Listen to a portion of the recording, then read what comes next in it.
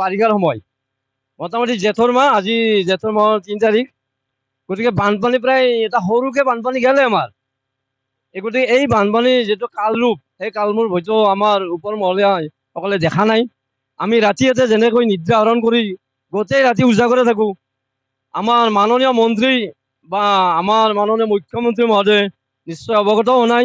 কাৰণ তেখেতে আজি যদি এই সময়ত আহি পায়, তেখেতে বুজিব যে এই মানুহখিনি কিমান যন্ত্ৰণা বা কিমান বিদাৰক। গতিকে আমি আমাৰ ৰাইজৰ ফালৰ পৰা তেখেতক এটাই অনুৰোধ কৰিম, যাতে অহা বছৰ মানে এই বছৰ বানপানীটো চলিয়ে প্ৰথম বানপানী এটা আৰম্ভই হ'ল জেঠৰ মাহত, যাতে এইবাৰ বানপানীৰ পৰা আমাক এই ৰাইজখিনিক ৰক্ষা কৰে। তাৰ কাৰণে আমি মুখ্যমন্ত্ৰী মহোদয়ৰ ওচৰত আমি ৰাইজৰ হৈ আহ্বান কৰিছোঁ। আৰু যদি এইবাৰ এইটো নিৰ্মাণ নহয় বা ৰাস্তাটো এনেকৈ ৰৈ যায়, পৰৱৰ্তী 26ৰ নিৰ্বাচনত আমাৰ এই গোটেই মানুহখিনি, আমাৰ ইয়াতে বহুত মানুহ আছে, এই মানুহখিনিয়ে আমাৰ 26ৰ নিৰ্বাচনত আমি নিশ্চয় তাৰ বিকল্প হৈ থিয় দিব লাগিব বা ভোট বৰ্জনৰ বিষয়ে বা আমি সেনে এটা সিদ্ধান্ত ল'ম বুলি আমি ইতিমধ্যে আলোচনা কৰিছোঁৱে। গতিকে জলসিঞ্চন মন্ত্ৰী পীযুষ হাজৰিকাৰ আমাৰ এটা অনুৰোধ, তেখেতে আহি আমাৰ এই ৰাস্তাটো যাতে অলপ মেৰামতি কৰি দিয়ে আমাৰ এই মানুহখিনিৰ প্ৰাণ ৰক্ষা কৰে।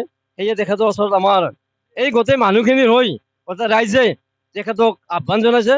আৰু তেখেতে আহি এই মথাউৰিটো সম্পূৰ্ণ কৰি দিয়ে যেন, এইখিনিয়ে আমি আৰু কি ক'ম। আৰু ৰাইজৰ দুৰ্দশাটো জানেই সকলে। আমাৰ এটা ভাল কৰি দিবা লাগে, নহ'লে আমাৰ চলি পলি এটি কেনেকৈ আমি থাকোঁ, উপায় নাই। বছৰে বছৰে তাৰমানে শিবিৰত থাকোঁ, পানী খাব নোৱাৰোঁ, চালা চলি পৰে।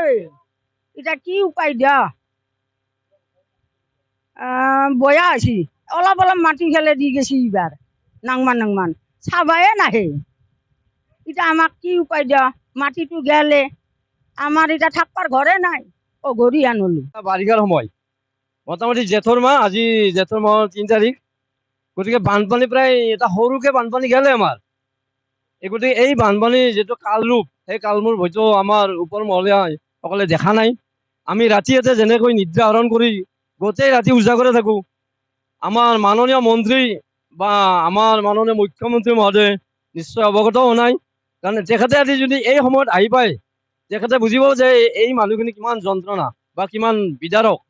গতিকে আমি আমাৰ ৰাইজৰ ফালৰ পৰা তেখেতক এটাই অনুৰোধ কৰিম, যাতে অহা বছৰ মানে এই বছৰ বানপানীটো চলিয়ে প্ৰথম বানপানী এটা আৰম্ভই হ'ল জেঠৰ মাহত, যাতে এইবাৰ বানপানীৰ পৰা আমাক এই ৰাইজখিনিক ৰক্ষা কৰে। তাৰ কাৰণে আমি মুখ্যমন্ত্ৰী মহোদয়ৰ ওচৰত আমি ৰাইজৰ হৈ আহ্বান কৰিছোঁ। আৰু যদি এইবাৰ এইটো নিৰ্মাণ নহয় বা ৰাস্তাটো এনেকৈ ৰৈ যায়, পৰৱৰ্তী 26ৰ নিৰ্বাচনত আমাৰ এই গোটেই মানুহখিনি, আমাৰ ইয়াতে বহুত মানুহ আছে, এই মানুহখিনিয়ে আমাৰ 26ৰ নিৰ্বাচনত আমি নিশ্চয় তাৰ বিকল্প হৈ থিয় দিব লাগিব বা ভোট বৰ্জনৰ বিষয়ে বা আমি সেনে এটা সিদ্ধান্ত ল'ম বুলি আমি ইতিমধ্যে আলোচনা কৰিছোঁৱে।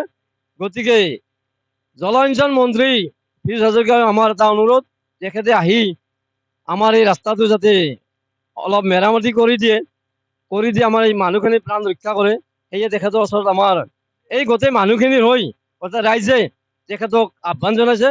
আৰু তেখেতে আহি এই মথাউৰিটো সম্পূৰ্ণ কৰি দিয়ে। যিকোনো খবৰৰ বাবে যোগাযোগ কৰক 7099017330 লগতে 7099017110 নম্বৰত।